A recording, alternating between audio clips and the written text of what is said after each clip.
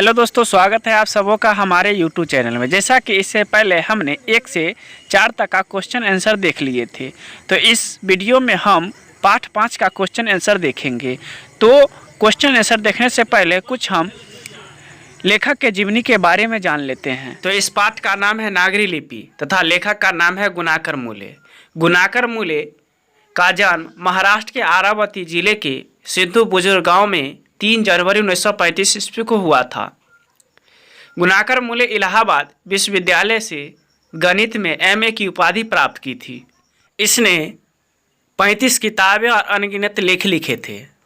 इसकी पुस्तकें हैं संसार के महान गणितज्ञ, आकाश दर्शन, महान वैज्ञानिक, नक्षत्रलोक, अपेक्षिकता का सिद्धांत, भारतीय लिपियों की कहानी, भारतीय अंक पद्धति की कहानी, अंतरिक्ष यात्रा, केपलर, आर्किमिडीज इत्यादि इसकी प्रमुख किताबें हैं। तो दोस्तों अब चलते हैं क्वेश्चन के ऊपर।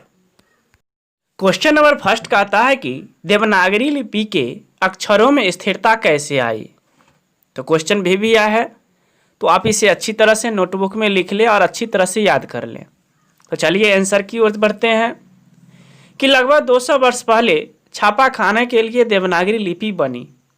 तब से अनेक पुस्तकें छपनी शुरू हो गई।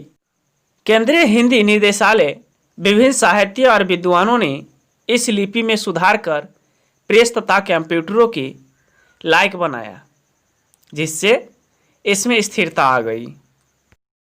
अगला क्वेश्चन है, नागरी लिपि में कौन कौन सी भाषाएं लिखी जाती है। तो ये भी क्वेश्चन भी आया है। चलिए इसका आंसर जान लेते हैं। देवनागरी लिपि में मुख्यतः नेपाली, मराठी, संस्कृत, प्राकृतिक और हिंदी भाषा लिखी जाती है। क्वेश्चन नंबर 3 है, लेखक ने किन भारतीय लिपियों से देवनागरी का संबंध बताया है। तो ये भी क्वेश्चन भी आया है, तो इसका आंसर जान लेते हैं। लेखक ने संस्कृत, प्राकृत, भारतीय लिपियों में देवनागरी का संबंध तथा गुजराती, बंगला, तमिल, मलयालम और तेलुगु, कन्नड़ का भी संबंध बताया है। क्वेश्चन नंबर 4 कहता है, नंदी नागरी किसे कहते हैं, किस प्रसंग में लेखक ने उसका उल्लेख किया है। इसका उत्तर जानते हैं। दक्षिण भारत में पोतिया लिखने में नागरी लिपि का व्यवहार होता था, इसीलिए दक्षिण भारत की यह नगरी नागरी लिपि कहलाती थी। देवनागरी के यादव तथा विजयनगर के शासकों के लिए नंदी नागरी लिपि में है।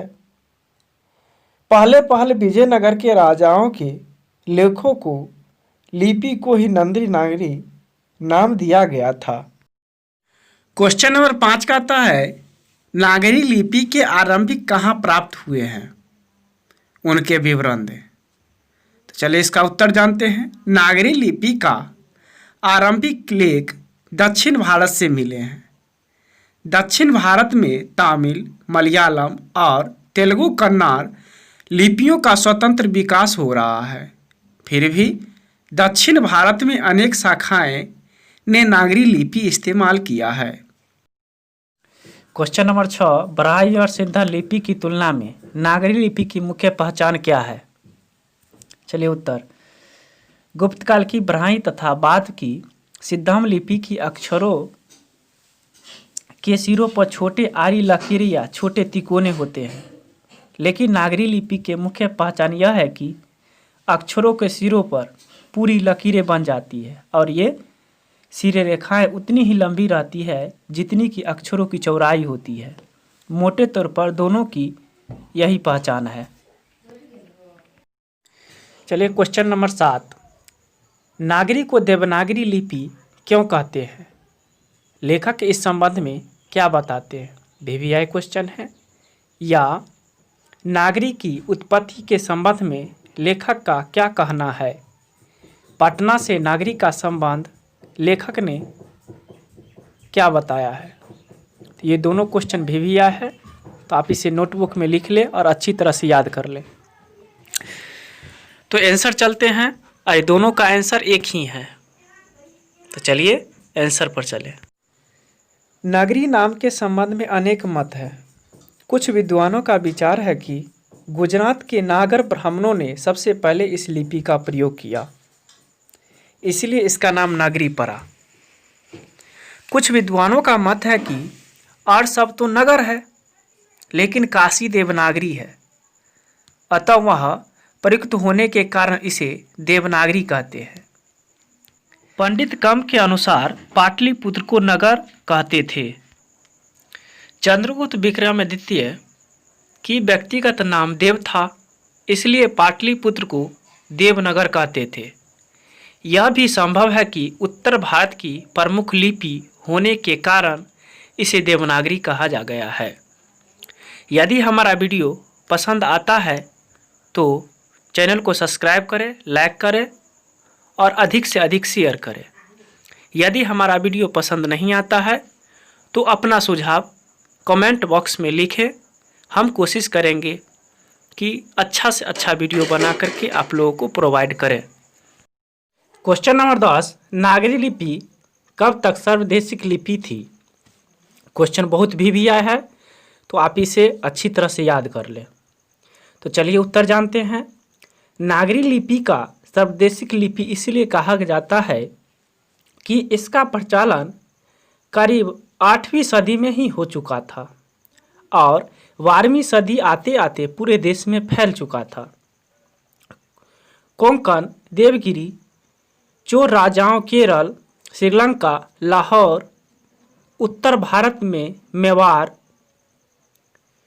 गोहिल, संभर, अजमेर, कन्नौज, कठियावाड़ा, आबू और त्रिपुरा आदि क्षेत्रों तक इसका प्रचलन था।